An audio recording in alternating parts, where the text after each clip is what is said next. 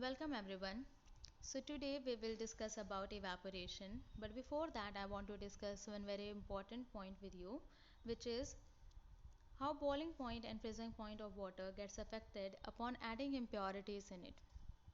For impurity, let us consider common salt, the salt which we are using at our home. So to make water impure, we will simply add some common salt in water. We know that boiling point of pure water is 100 degrees Celsius and freezing point of pure water is 0 degrees Celsius. But what will happen if we will add impurities in water? Then the boiling point of impure water will be more than the boiling point of pure water. For example, if boiling point of pure water is 100 degrees Celsius, then boiling point of impure water will be more than 100 degrees Celsius. It can be 101 degrees Celsius, 102 degrees Celsius, 104 degrees Celsius. It depends upon the nature and the amount of impurities present in water. But whatever it is, always it will be higher than the boiling point of pure water.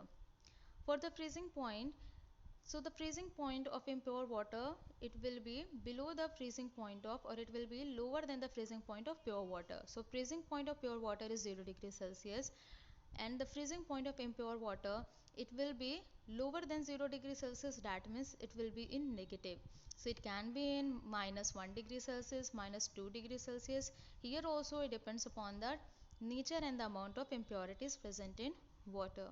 So this is about the how boiling point and freezing point of water gets affected when impurities are present in it. This is very important, and every year you will find that 1 or 2 marks question comes based on this. So see, here also it is given that if we add an impurity, the boiling point of water increases whereas its freezing point decreases. Now let us come on to evaporation. So evaporation, we have already discussed about evaporation, its definition and factors which affects the rate of evaporation in detail. Let us revise this. So first of all is the definition. The phenomena of change of a liquid into vapors at any temperature below its boiling point is called evaporation. As you can see here, in case of evaporation also, liquid state it changes into vapor state. The same thing happens in boiling also, liquid changes into vapor or gaseous state.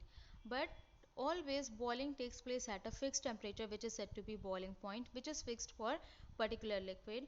But in case of evaporation, there is no fixed temperature. The only thing which is fixed is the temperature at which evaporation takes place. It should be below than the boiling point of that particular liquid. For example, if we are taking here water, then boiling point of water is 100 degrees Celsius. So below 100 degrees Celsius, it can be any temperature, 40 degrees Celsius, 50 degrees Celsius, 80 degrees Celsius. It could be any temperature less than 100 degrees Celsius at which evaporation of water can take place. And that is what we used to observe every day in our day-to-day life. So that is what is given here, as you can see in the definition. Now the next thing is factors affecting evaporation. So there are 4 factors which affects evaporation, which actually affects the rate of evaporation. It may increase, it may decrease. So there are 4 factors on which the rate of evaporation depends. First one is temperature, second is surface area, third is humidity, and fourth is wind speed. So these are the 4 factors which affects the rate of evaporation. We will discuss about these 4 factors in detail.